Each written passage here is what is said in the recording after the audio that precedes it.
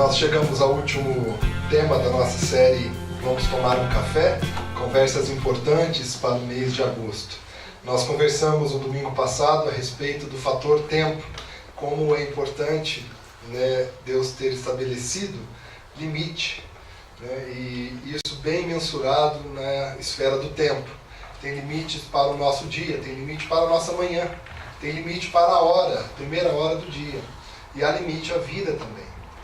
E mesmo assim nós também lembramos como nós temos um desejo de realizar e vivenciar coisas que têm uma dimensão de eternidade, uma dimensão do que é para sempre.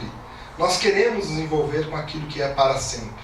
Nossos relacionamentos é assim que nós lidamos. Ninguém projeta amar a mãe ou o pai ou um filho por um período curto de tempo. Nós projetamos para sempre. Essa é a dimensão de eternidade que está em cada ser humano, que foi Deus quem colocou. Por outro lado, nós temos o fator finitude. Embora nós tenhamos um desejo de viver coisas eternas, nossa vida é limitada. E como lidar com isso foi o que nós conversamos na semana passada. Como nós precisamos encontrar a toada da nossa vida bem centrada em Deus. Nós não faremos tudo o que nós desejamos, não teremos tudo o que nós queremos, mas nós teremos muitas coisas maravilhosas se permitirmos Deus liderar a nossa vida. No domingo retrasado, nós falamos a respeito do trabalho e nos inspiramos na forma como Neemias executou aquela grande obra que era a reconstrução dos muros da cidade de Jerusalém, que estava assolada pela dominação babilônica. Nós, no primeiro domingo, falamos um pouco a respeito da tormenta e como nós muitas vezes lidamos com aquele ditado, agosto, mês do desgosto, talvez porque de alguma forma foi relacionado no meio da nossa sociedade, sendo o mês de agosto um mês que acontecem muitas coisas ruins. Nós já entendemos que não é bem assim, talvez é mais uma questão popular mesmo de crenças ou senso comum, mas também falamos sobre como lidar com isso, como lidar com momentos difíceis, momentos que nós não esperávamos, momentos que trazem sofrimentos. E chegamos aqui à afirmação de que Deus permite sofrimentos e tormentas, mas com um intuito muito claro de nos fazer estar cada vez mais perto dele. Se Deus tem permitido tormentas na nossa vida, sofrimentos, tem um propósito muito claro de nos fazer estar mais próximos dele.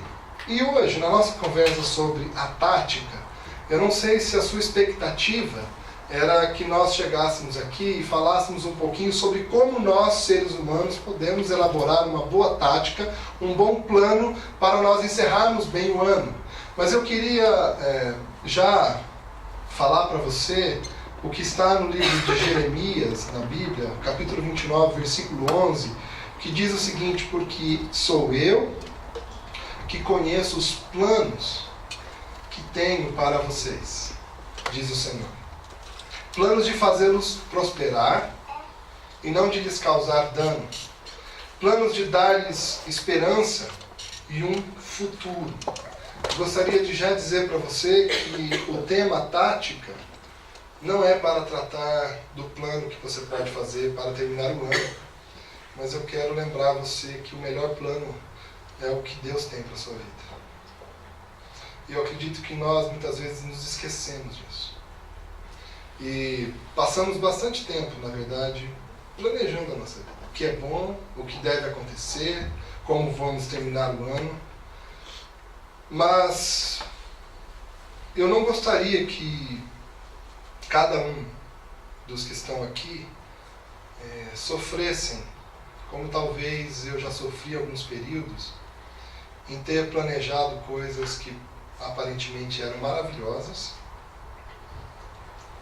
mas ter chegado num estágio profundamente perturbador, de dizer para Deus: Senhor, eu planejei tudo conforme os teus princípios. Pensei coisas que aparentemente estavam dentro da sua vontade. Mas agora eu me sinto frustrado, me sinto abandonado por ti. Há um grande problema aqui.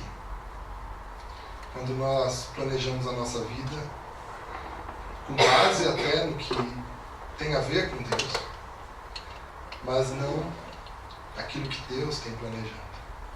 Deus é um grande planejador. Eu não sei se você já percebeu isso, mas Ele planejou muito bem o mundo que nós vivemos. Nós não percebemos as árvores, né, uma vez criadas com raízes, voando pelo ar.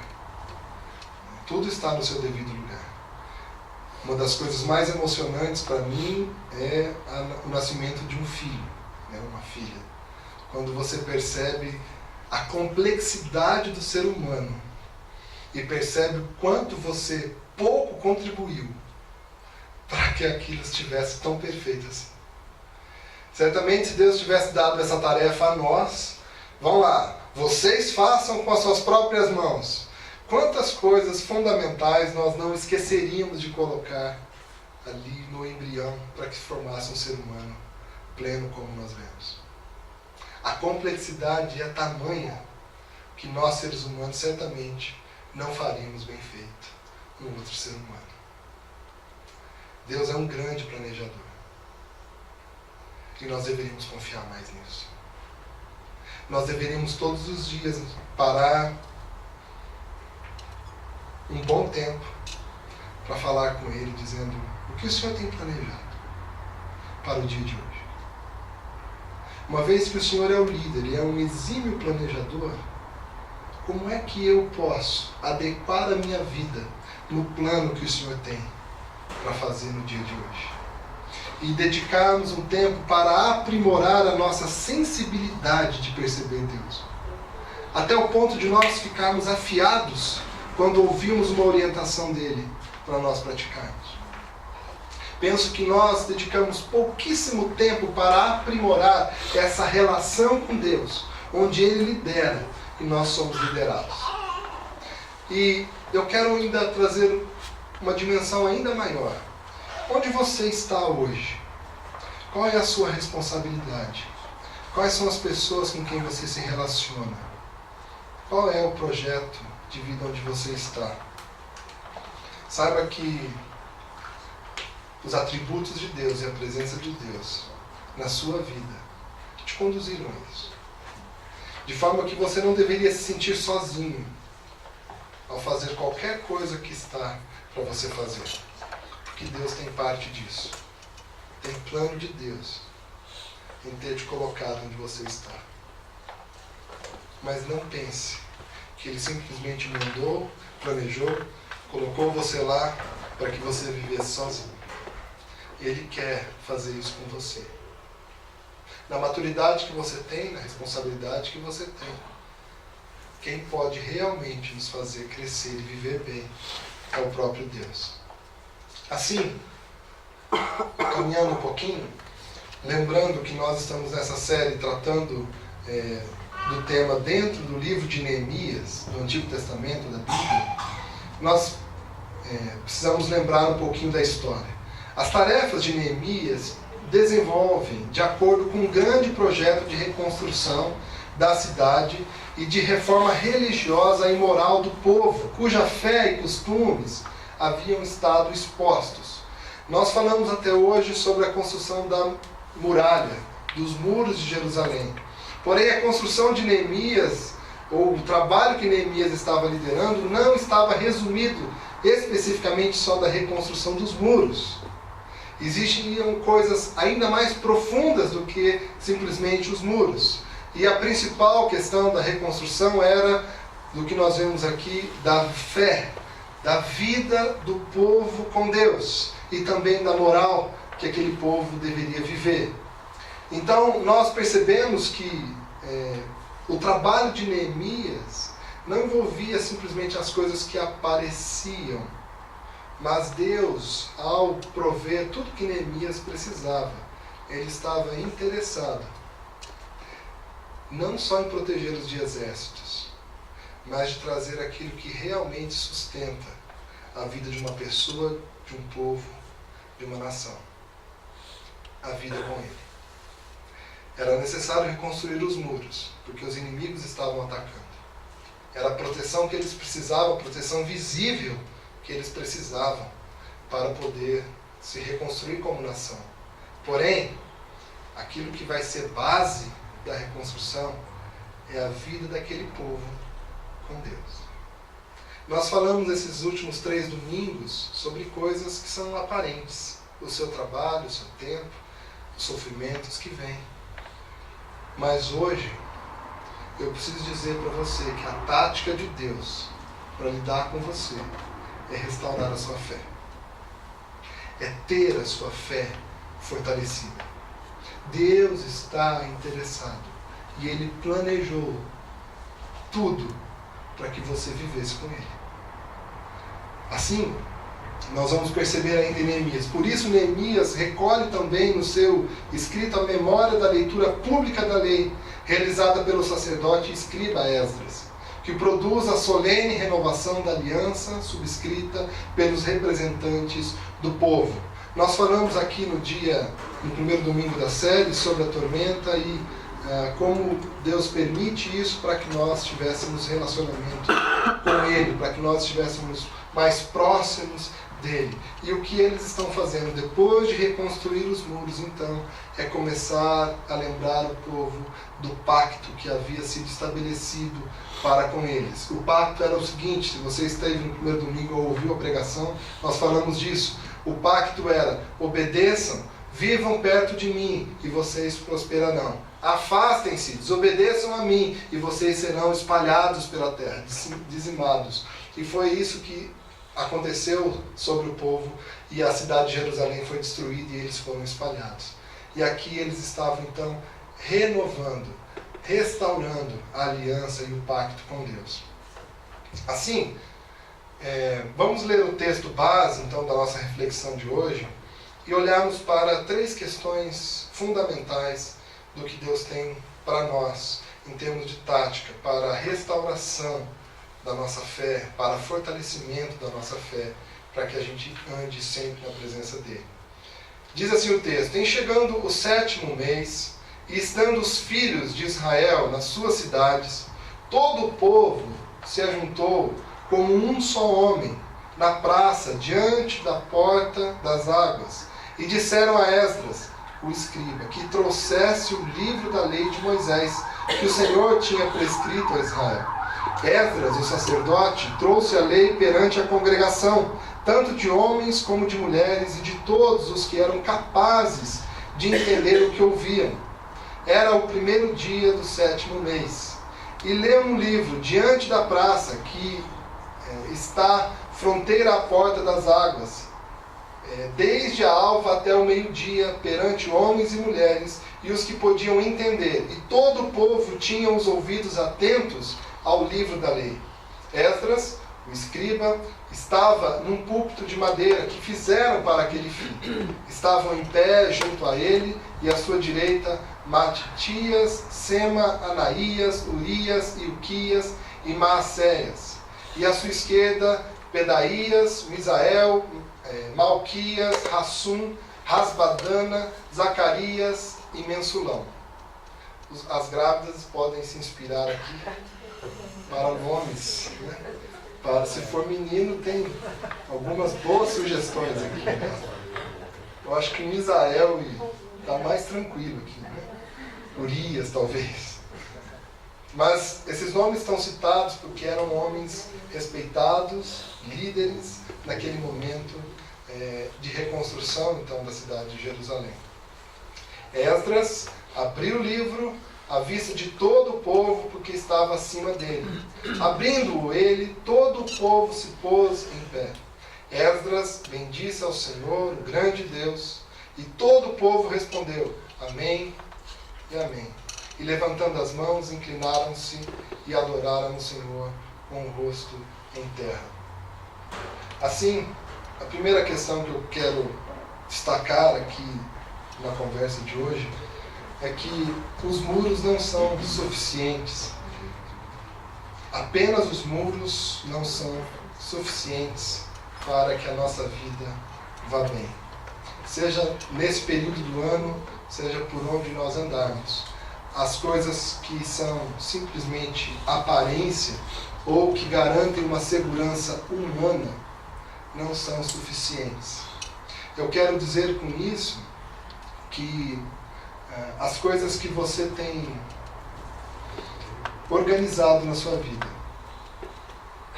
que tem a ver com a sua ética, que tem a ver com a sua moral, com a sua capacidade de exercer domínio próprio sobre uma possibilidade que talvez traria algum tipo de benefício a você, mas que corromperia a sua ética, ou seria mal para as outras pessoas.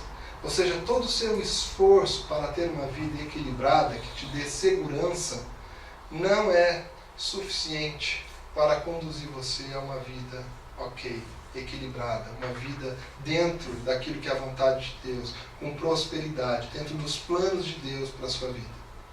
Não estou dizendo que não é importante. É importante ter disciplina, é importante acordar cedo, é importante trabalhar, é importante administrar bem o tempo, é importante ter um momento de culto cedo da semana, é importante ter bom relacionamento com as pessoas, é importante fazer tudo isso. É importante você ter construído uma grande carreira, é importante fazer coisas assim. É importante sonhar, é importante saber o que fazer, é importante pensar e trabalhar por um legado. Todas essas coisas são muito importantes, mas elas não são suficientes para você viver os planos de Deus. Só isso não garante que você esteja ok com Deus, dentro da vontade dele. O texto aqui mostra isso, né? E disseram a Esdras, o escriba, que houvesse o livro da lei de Moisés, que o Senhor tinha prescrito a Israel. Como é que eles chegaram a essa conclusão? É a pergunta que nós temos que fazer aqui. Porque depois de anos, gerações, o texto bíblico vai dizer que depois de 144 anos que o povo havia sido levado para a Babilônia e Jerusalém estava assolada, depois de 144 anos foi que Neemias se dispôs e foi para Jerusalém reconstruir os muros. 144 anos de distância de Deus, do pacto, da proteção dele sobre a nação. Povo espalhado, sem estar com as bases da fé sólidas. Por que depois eles perceberem Jerusalém reconstruída, especialmente nos muros? Por que eles se aproximam de Neemias e Esdras e pedem que a lei fosse lida? Por que havia a percepção clara de que só aquela estrutura que eles trabalharam tanto não era suficiente? A resposta é porque eles experimentaram uma vida distante de Deus e perceberam que eles não mais deveriam viver afastados de Deus, que a capacidade apenas deles não seria suficiente para sustentá-los vivos. Eles não estavam aqui numa disposição assim, chama aí, vamos lá cuidar da fé, vai. Já fizemos tudo, mas enfim, é importante falar com Deus, né? É importante pedir para Ele abençoar, né? Eles não estavam numa disposição assim, da indiferença, do mínimo, diante de Deus. O fato deles terem experimentado uma vida de consequências por confiar apenas em si mesmo, fizeram com que eles chegassem à conclusão de que aquela estrutura em volta não seria suficiente. Nós precisamos aprender com esses erros e com esses acertos agora. Não queira experimentar isso. Há um tempo atrás eu estive com uma pessoa que estava muito mal, especialmente na sua fé, na sua relação com Deus. E essa pessoa disse para mim que ela discordava de um monte de coisas que ela havia aprendido a respeito de Deus e da Bíblia, e que por isso ela vivia daquele jeito que ela estava vivendo. Porque ela discordava, não achava que era bem aquilo que Deus estava instruindo. Então ela se envolvia com essas coisas todas. Há uma postura aqui muito interessante. Recentemente eu tive de novo contato com essa pessoa. E ela me disse mais uma vez que estava se sentindo abandonada, só, mal, e cada vez mais percebia Deus longe. há um problema muito grave quando nós nos afastamos de Deus. E há momentos em que nós falamos assim, eu acho que eu não consigo voltar. Eu não consigo mais recuperar aquela relação com Deus tão extraordinária que eu já experimentei. Deus concedeu a Jerusalém, a geração de Esdras e Neemias, o privilégio de serem reconstruídos. Não só nos muros, mas na fé. Eles estavam aqui, talvez um dos grandes momentos da história, falando assim, Deus nos reuniu de novo. Deus me deu uma nova chance.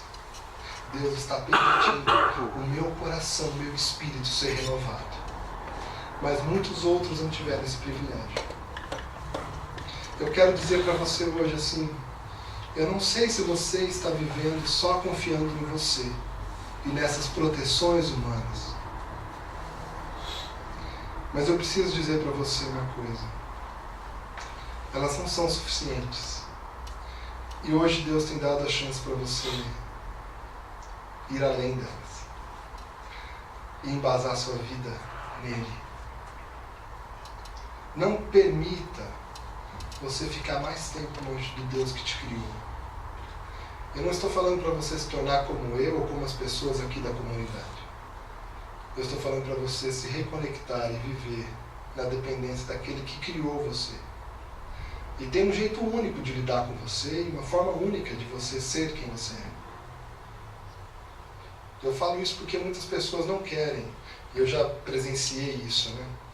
As pessoas falarem aquela frase já conhecida, falar assim, olha, o seu Cristo eu acredito nele, mas no cristianismo não. As pessoas elas querem estar com Deus, mas não querem se tornar como aqueles que estão com Deus. Fique tranquilo, Deus nunca faria isso com você. Você mesmo se faz isso. Eu percebo que hoje é difícil falar que eu sou um pastor evangélico, né? Porque a nossa sociedade já percebeu o que é esse negócio de evangélico. É esse negócio que está aí na televisão. E eu me submeter a isso, e elas se distanciam de Deus porque não querem se tornar isso. Eu também não quero me tornar isso, tá? Mas eu quero estar com Deus. Eu quero que Ele molde o meu caráter. Eu não tenho que me tornar aquilo que nós já observamos e achamos feio. Mas nós temos que tornar a melhor versão de Deus para nós. Então não rejeite Deus por coisas aparentes que estão por aí. Mas permita que Deus conduza a sua vida pela liderança dEle. E não só pelas suas armas. Segundo, o que nós vamos aprender aqui com Neemias? O povo estava então com o coração e ouvidos atentos. Lá diz o texto, e leu no livro diante da praça que está à fronteira à porta das águas, desde a alva até o meio-dia. Ou seja, desde o nascer do sol, talvez lá às 5 da manhã até o meio-dia, o povo reunido numa praça para ouvir. Quem faz isso? Para ver um líder ler as leis. Quem gosta de ler leis? Os advogados? Na verdade, tem muitos aí querendo mudar de profissão, né? Esse negócio de ler lei é muito difícil, é muito chato. Você tem que ter uma perseverança, buscar mais informações, é árduo. Quem passa o dia lendo lei? Mas o povo estava ali em pé, naquela praça, ouvindo a lei que era de Deus. Por quê? Porque eles sabiam que ali estava, naquele período, o ensino de Deus para eles. Foi porque eles não haviam observado a lei de Deus que eles tinham chegado a tal situação desastrosa. Portanto, havia interesse deles para ouvir o que Deus tinha a dizer. E eu falo para você hoje, você tem sentido interesse em ouvir a vontade de Deus para a sua vida? Porque é isso que nós vamos aprender com essa história toda. O interesse, depois de ter sofrido tantas consequências, o interesse em falar, Deus, fala ao meu coração, Senhor, me ensina a viver, mostra quais são os teus preceitos, o que o Senhor tem para a minha vida. E eu quero dizer para você que há uma coisa extraordinária que eles não vivenciaram, que era o fato de Jesus Cristo já ter vindo, morrido numa cruz e enviado o seu Espírito Santo. Se naquela época era enfadonho você ler a lei, eu quero dizer para você que a boa notícia de hoje é que Jesus Cristo veio ao seu encontro e é o Espírito doce que fala ao seu coração. De forma que você não precisa mais estar diante de uma praça ouvindo leis que você deveria obedecer, mas apenas submeter àquele que é precioso e tem palavras maravilhosas para você. Jesus, quando falava às pessoas daquela época, quando ele estava andando sobre os homens, as pessoas ficavam maravilhadas, porque ele falava como alguém que tinha autoridade. É sobre isso que nós estamos falando hoje. Como nossos ouvidos precisam se dispor a ouvir a voz de Cristo. Nós precisamos entrar nessa dinâmica de vida logo. E eu colocaria por último a questão da adoração. Como nós vamos perceber que o povo, naquele momento, parou para adorar o Senhor da sua salvação, o Senhor da restauração. Ali o texto diz que Esdras bendisse ao Senhor, o grande Deus, e todo o povo respondeu: amém e amém. Eles estavam em êxtase aqui. Eles estavam sobremaneira alegres com o fato de conseguirem adorar a Deus como um só povo. E o texto diz que, e levantando as mãos, inclinaram-se e adoraram o Senhor com o rosto em terra. Um sinal de humildade, dizendo: Senhor, eu me curvo a Ti. O cumprimento dos orientais, né, que abaixam e curvam-se diante daqueles que eles estão cumprimentando, é na verdade uma oferta sobre a parte mais sensível da cabeça, em que demonstra grande confiança para com aquele que está à sua frente. Quando ele se curva, ele oferece essa parte da cabeça que, se aquele que estiver do lado quiser dar um golpe, vai causar um grande dano a ele, vai dominá-lo e pode fazer grande mal. Então esse fato de curvar-se é uma grande atitude de humildade. E aqui eles estavam dizendo: Senhor, eu me curvo. O Senhor pode me afetar. O Senhor pode me fazer o bem ou o mal. Isso quer dizer que eu estou nas tuas mãos. É por isso que até hoje, na tradição cristã, o ajoelhar-se é uma coisa preciosa.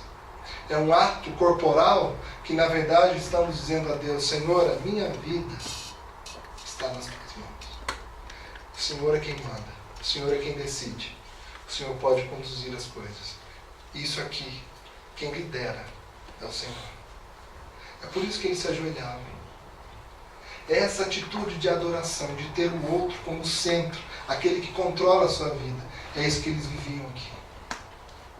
E foi isso que o povo fez, e que vem para nós como ensino. Diante de Deus, a nossa vida deve ser: Senhor, pode conduzir, pode me fazer o bem ou o mal, mas seja feita a sua vontade. Deus tem nos chamado a viver assim. Como é a sua vida se Deus liderava? Se você todos os dias curvar-se diante dele e dizer: o que faço eu, Senhor? O que faço eu? Eu quero compartilhar com vocês um trecho de uma canção chamada Longe de Casa, do pastor Gerson Borges. Ele fala o seguinte: um dia deixei você, quando fui ingrato e mau. Nem ao menos agradeci o seu amor, o seu carinho. Um dia deixei você e achei tudo tão normal. Ninguém sabe o que é sofrer até descobrir sozinho. Longe de casa, dura pouco a ilusão. Longe de casa, adoece o coração. E não há ninguém por perto. Longe de casa é um deserto. Longe de casa, só há solidão. Ele está falando da relação com Deus. E eu acredito que nessa letra, nós podemos imaginar um pouco o que aquele povo sofreu na reconstrução. Ter experimentado o coração adoecido, a solidão, o deserto, a ilusão que acabou. Eu não sei se alguém aqui já vivenciou ou tem vivenciado algo assim. Mas Deus tem falado, volta para casa. Volta para casa. Deixa eu reconstruir a minha casa dentro de você. Eu quero concluir então com esse desafio para você pensar e praticar. Volte para casa. É Ele quem sabe como sustentar a sua vida. Volte para a sua casa, a casa do Pai.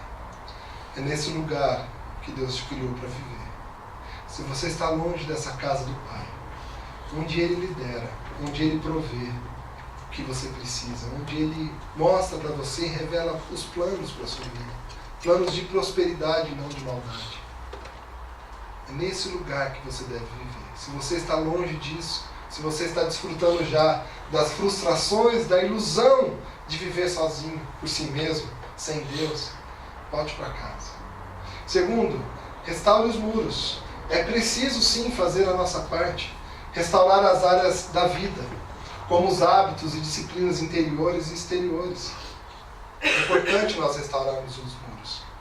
Então faça a sua parte, concentre-se, tenha uma vida de devoção ao nosso Deus e, por último, restaure a fé.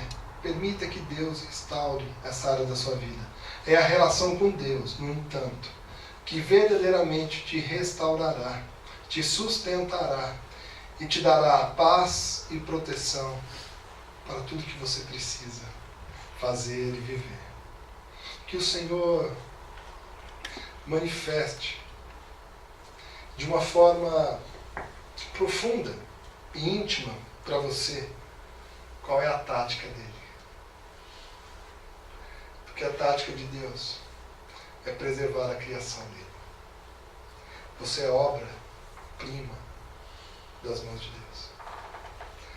E o interesse dele é por você viver brilhando, onde você estiver, mas em comunhão com Ele. Deixa Deus conduzir sua vida. Decida-se por Cristo. Curve-se diante dele. Que Deus te abençoe. Amém? Posso orar por você? Coloque-se em pé por alguns instantes.